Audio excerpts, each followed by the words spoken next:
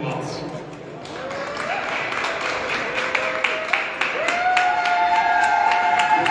Good morning, everyone. Kat, thank you for your leadership and for each of you being here today. We're grateful.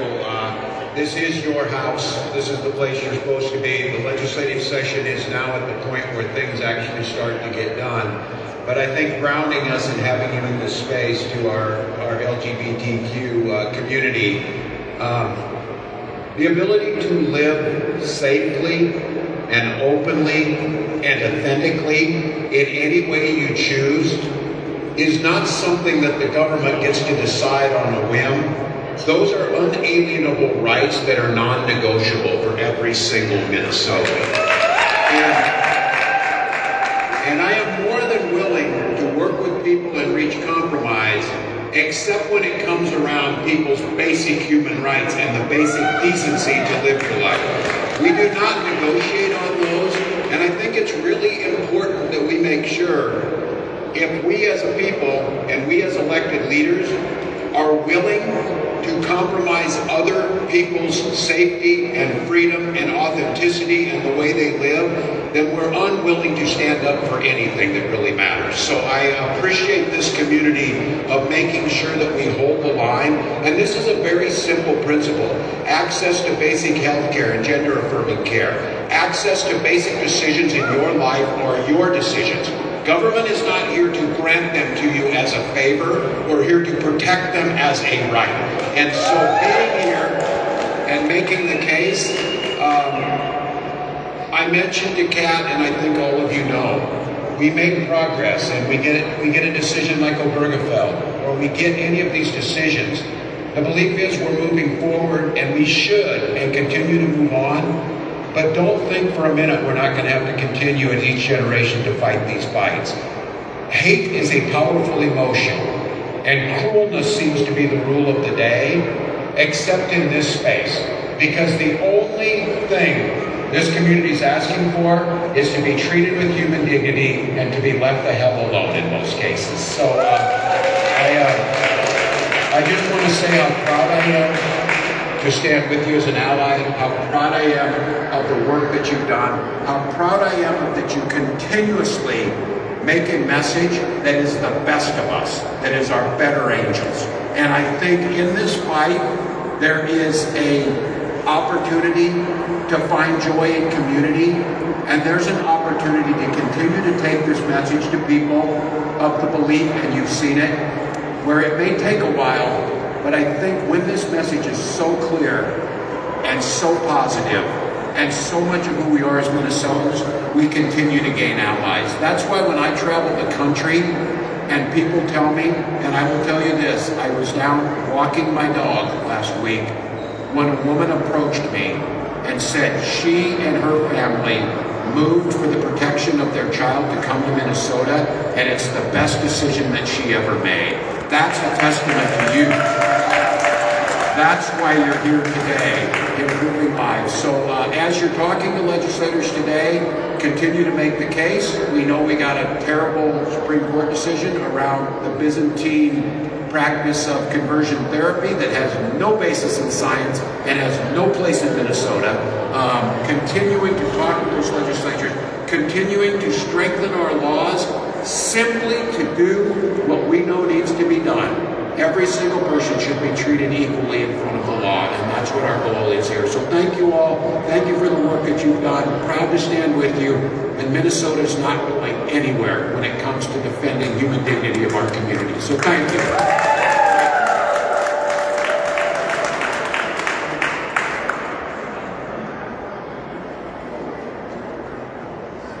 Thank you, Governor Walls.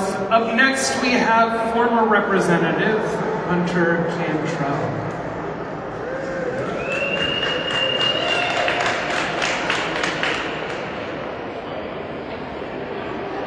Good morning, everybody. How are we doing today? It's a great day to fight for justice, isn't it? My name is Hunter Cantrell.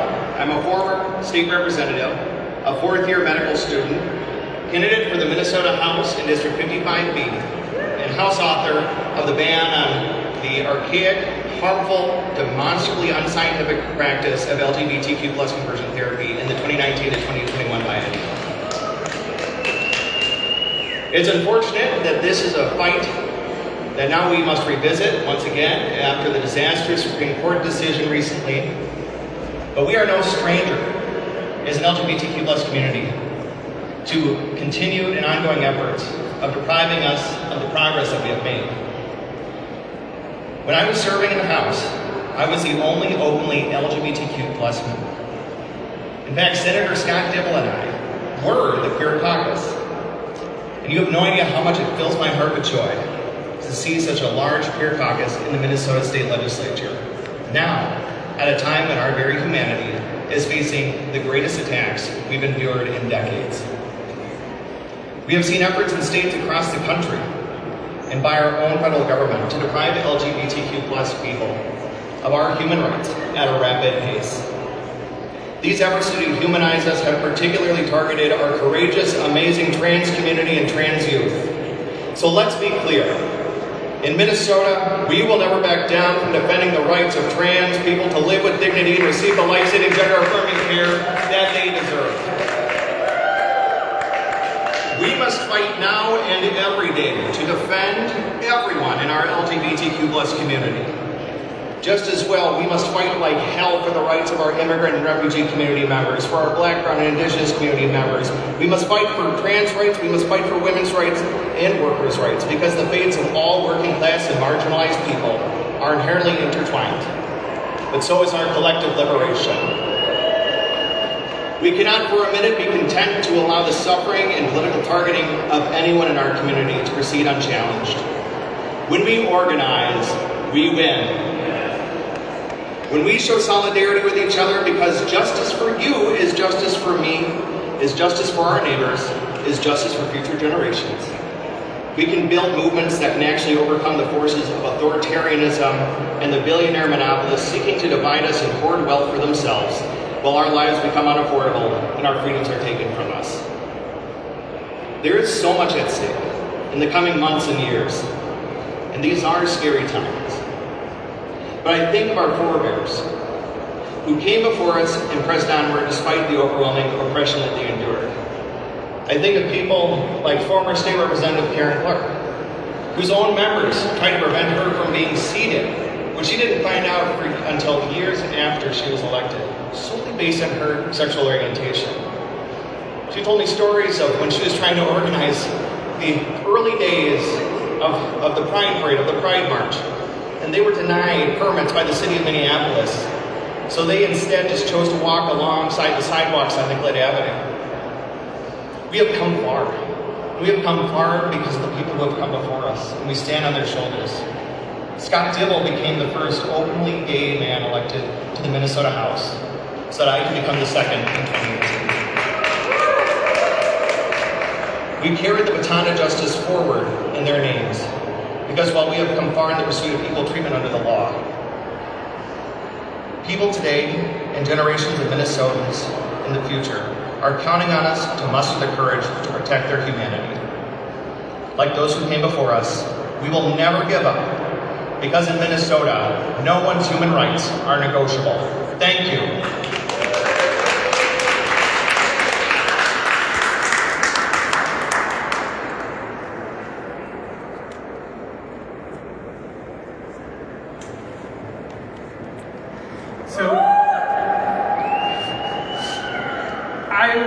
We are waiting for the Lieutenant Governor to make her way over here. So in the meantime, I will welcome up a good friend and partner in this work, impromptu here, Representative Lee Finke.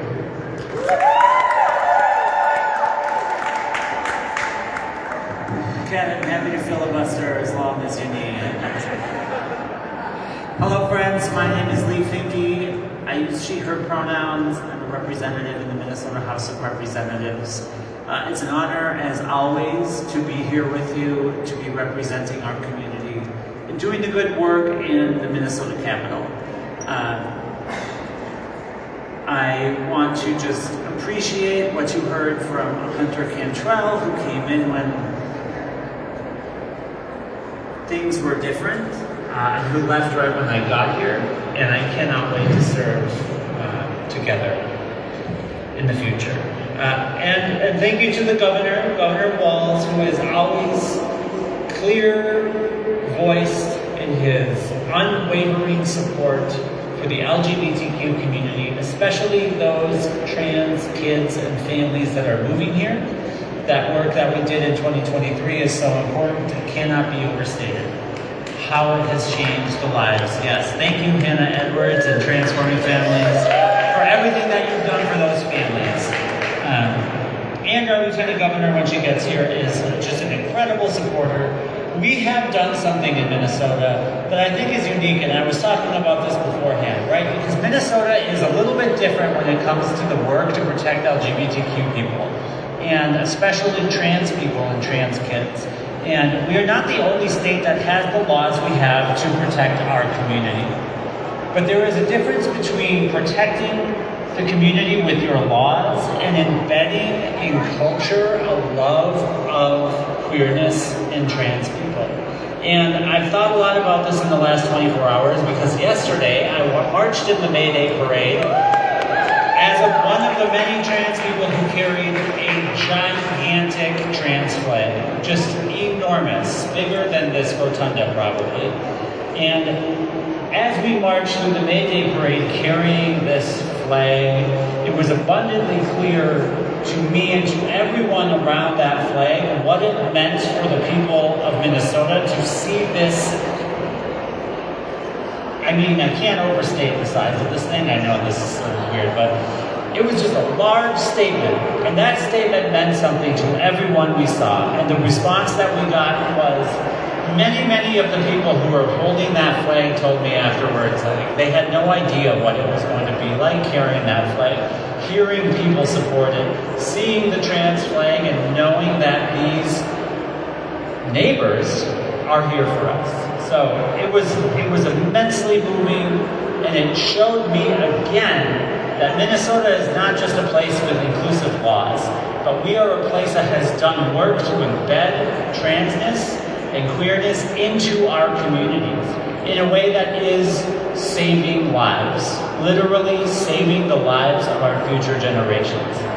And I think we need to spend a little time just remembering, because now things feel so much different. Even 2023, things were optimistic. We were passing everything. We were fucking crushing it in this building. Do you remember that feeling? I remember that feeling. It was not easy, but holy shit was it rewarding. Did it make us feel like we had moved the earth for our community? And it's just a few years later, and we are feeling the difference. We are feeling the conversion therapy ban. We know the ruling from SCOTUS. We know that there is the sports ruling coming just on Friday. You know, our movements are all one, and they banned the mailing of the miso part of the mifepristone part of the abortion bill. And then just this morning, again, they reinstated it, and it was enjoined. And there's chaos, there's terror, there's a conflict to make us feel the depression of culture. Yesterday, remind us that that is not real. That is not real. It is a voice from far away that hangs over us like a cloud, but it does not represent the experience of people in the state of Minnesota and the Twin Cities. We are continuing to be visible, we are continuing to be supported, and we are continuing to advance protections for people here by not succumbing to the terrorism of the Trump administration. So I know that it's easy to be down, and I'm often down. It's easy to feel like we're losing, and I often feel that way myself. But we're not.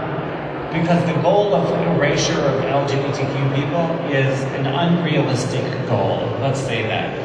The goal of taking us out of the public sphere is an impossible goal. They are attempting to do things to our community that our community has resisted literally for the entirety of the human experience. There is nothing special about this man. He is simply another fascist trying to dominate the culture, dominate the world, and tell people who can and cannot be a part of this life. We have seen them come, we have seen them go, like all the others who will be in the dustbin of history immediately upon his departure, because such is the way of tyrants. In the meantime, we will thrive, we will continue to represent our community, we will continue to be visible, and we will continue to just be tremendously powerful and beautiful and weird and creative and defy the norms and the normativity that is trying to be put in place in this country. So continue to be as weird as possible, continue to fight against the normalization of culture that is inherent in fascism, and let's keep going, let's fucking go. Nothing, never stop fighting, we will win for sure. I love you all, take care.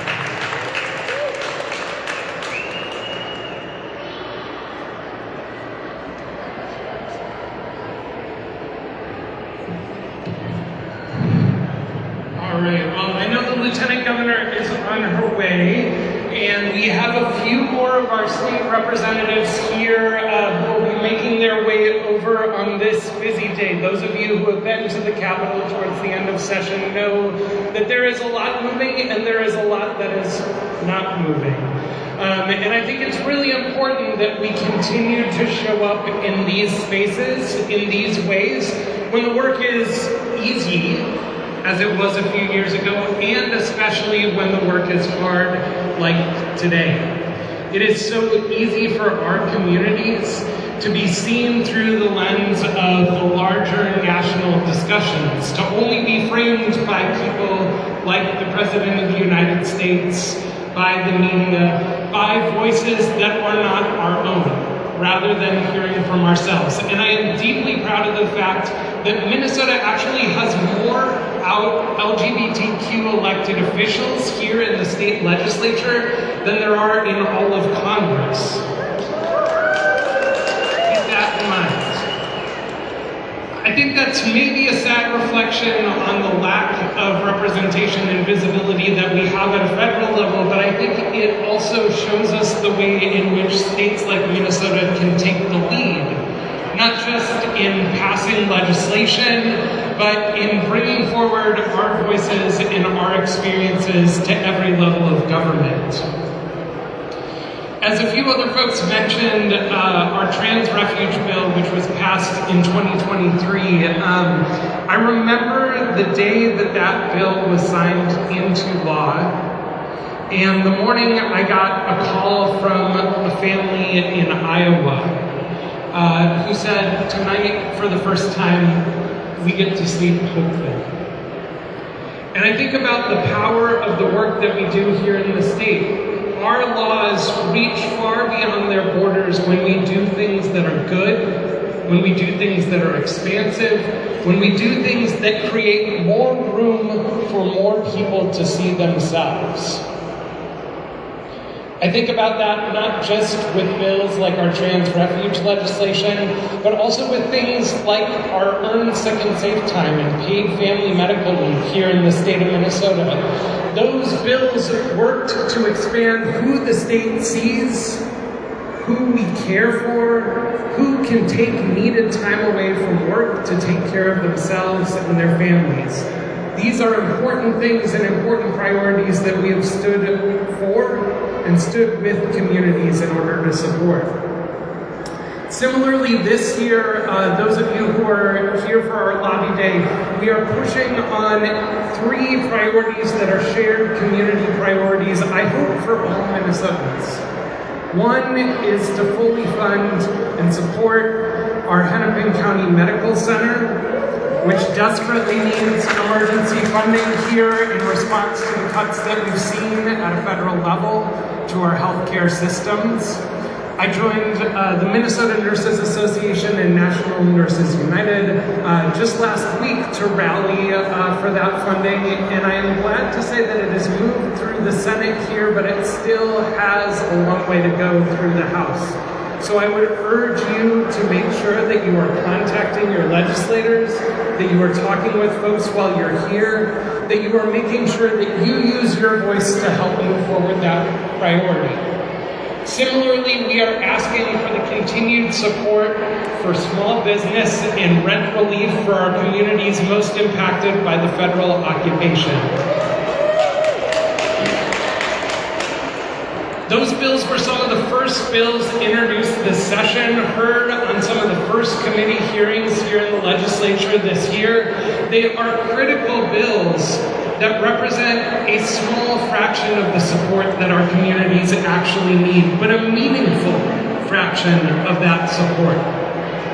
I have watched our community members step up time and time again to make sure that their neighbors had food, to make sure that they could stay in their homes, to make sure that they could get safely to school or their places of work during the last couple of months. It is essential that the state also plays a role. It can't just be on all of us as individuals. This is a space for collective action and collective change making, and I see the state's commitment to this as a match for the energy and the effort and the money that our communities have put into one another.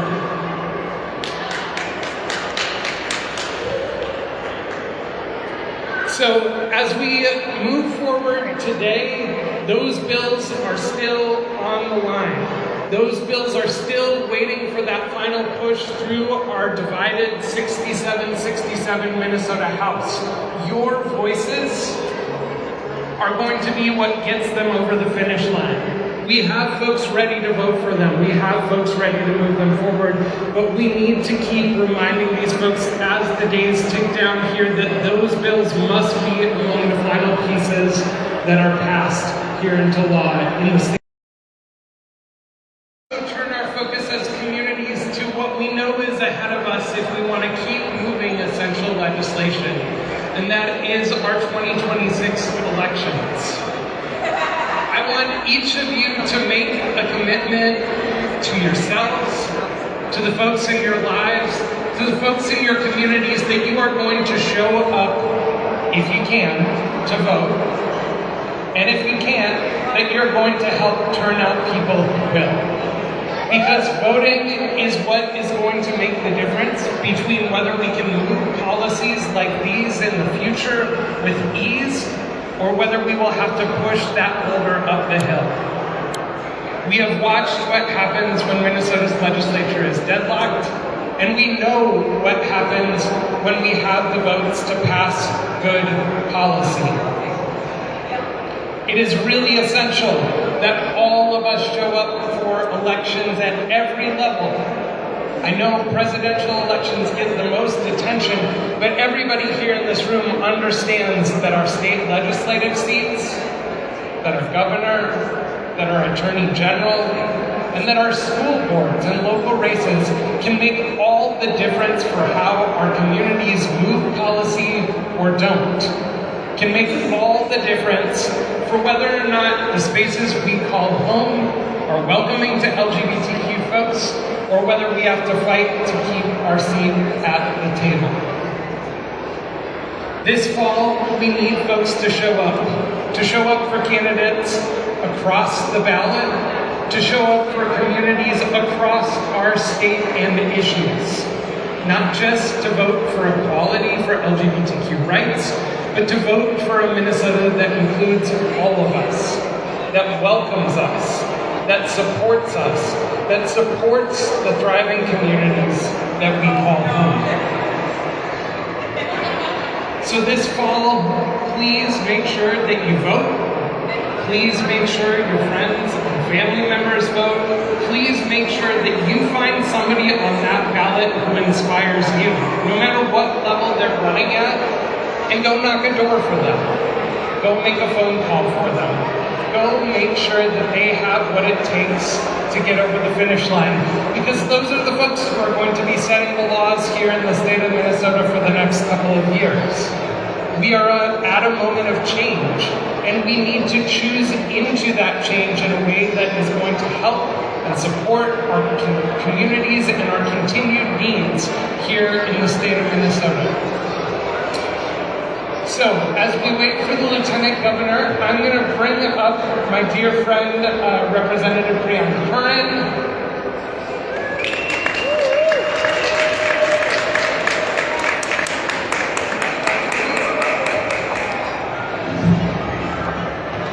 All right, short kings need a box. Well, hello everybody. It's so wonderful to see you today. My name is Representative Brian Curran. I use they and she pronouns. I'm the current chair of Minnesota's Queer Legislators Caucus. Yeah, let's give a round of applause for that. And what Kat was just talking about could not be more true or more important. We have, as we know, a lot at stake. There's a lot on the line. Politicians will tell you that probably every year and often more and more closer as elections come. But this is right in front of our face. And as a queer community and allies, we are seeing attacks across the country. And Minnesota has not been immune to that. And as Kat was saying, right now we have 67 Democrats in the House of Minnesota and 67 Republicans. And with the Trump regime in charge of the country, that means that we have one job that we can feasibly get done for all of us right now, and that is to hold the line. That is just to hold the line. And I think we're doing it. I think we're doing a pretty good job. And that's because we have partners in other offices like our governor, lieutenant governor, and our attorney general, and our secretary of state, who are all doing what they need to be doing to ensure that Minnesota remains inclusive and remains a place where you can be certain that our democracy is powerful, that our democracy works for everyone, and that everyone who has a right to vote will not be disenfranchised by requiring an identification to vote or taking away early voting. What we need to ensure is that every single person who is eligible to vote has the chance to cast a ballot. And it's not just politics, right? We are literally seeing what people want to happen to the queer community right in front of us. So as we're looking ahead, we do have an election coming up. And what are the ways that we can get involved, right? This right here is one of them. So thank you for showing up. Thank you for being here and just offering your time and your energy today to lend to this space that we're all in, this shared space that we know that democracy, we need democracy in order to dig ourselves out. That is the only way we are going to dig ourselves out of this, is through democracy, through the rights that we have that will not be taken away. So those are types of things that we're protecting here in Minnesota. And what I have to say as well is, man, it's tough getting things done in a house with a tied legislature and one seat in the Senate. I think we all remember what happened in the trifecta, and that put us in the place that we're able to protect today. And can't we just imagine if we put ourselves back in that place, if we come back here with another trifecta? Just think of all of the other protections we could put in place, not just for the queer community. Anything that we put in place that protects the queer and trans community protects everyone. Every single person benefits from the freedom and liberation that the queer community and the Queer Legislators Caucus stands for. Every single person benefits from the freedom and liberation that we are all fighting for. Every single person. So when we come back with the majority, because we will with all of your help, right?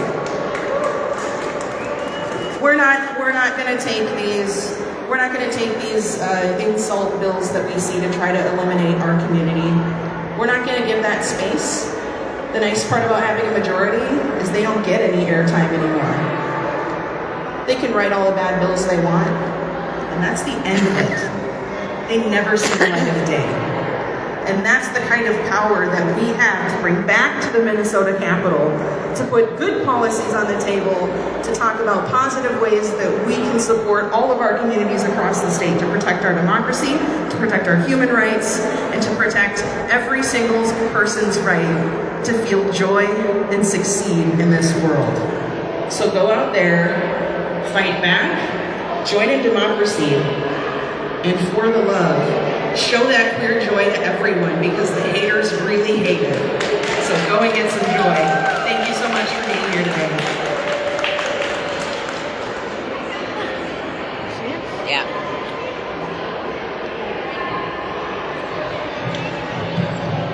Thank you, Representative Curran, and I have the dear pleasure of introducing Minnesota's Lieutenant Governor Peggy Flanagan, who has been a champion for youth and families throughout her work, and a fierce ally and advocate for those on the margins, including our LGBTQ communities. Welcome up, Lieutenant Governor Flanagan.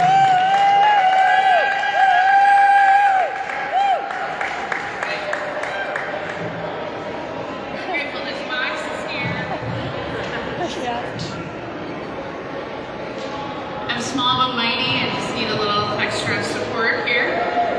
Well, good morning, everyone. Welcome to your house. Buju, Peggy Flanagan, addition to Kaz, Gijuwewadam Akwe, and Nago, Wabaga, and Ikabin Jojaba, Bangin Day. My name is Peggy Flanagan. My Ojibwe name is Speaks in a Loud and Clear Voice Woman. I'm a member of the Wider Nation. My family's the Wolf Clan, and the role of our clan is to ensure that we're never leaving anyone behind, which is why I am right at home here at OutFront Minnesota Lobby Day, because we're not leaving anyone behind, friends. First and foremost, to every advocate and organizer, student, parent, elder, and community leader and neighbor gathered here today, welcome and thank you. Thank you for showing up for one another and for continuing the work of building a Minnesota that is rooted in belonging and dignity and compassion and love. Because at the heart of this movement, there's a simple but powerful truth, that every person deserves the freedom to live as their most authentic self, period, full stop. And here in Minnesota, we believe that this belongs to everyone. Every person deserves to move through the world with safety, openly and honestly, without fear, without shame, and without being told who they are allowed to be. No one should ever get to decide another person's worth, humanity, or right to exist based on their discomfort, their ideology, or their opinion. To live in Minnesota is to have the freedom to choose and the freedom to live your life with dignity, autonomy, and access to the care and support that you need to thrive.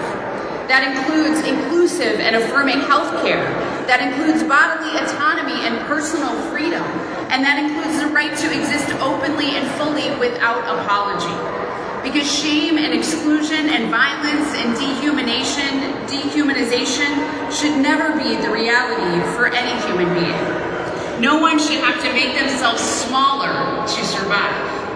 And no child, no teen, no adult or elder should ever feel like their existence is up for debate. In Minnesota, we protect our own and we love our trans two-spirit relatives. We love our LGBTQIA+ neighbors, and we fiercely love and fiercely protect every person's right to fully be themselves. Our vision for Minnesota is not just one of tolerance. It's about belonging. It's about building communities where people are not simply accepted, but valued, fully and wholly. And friends,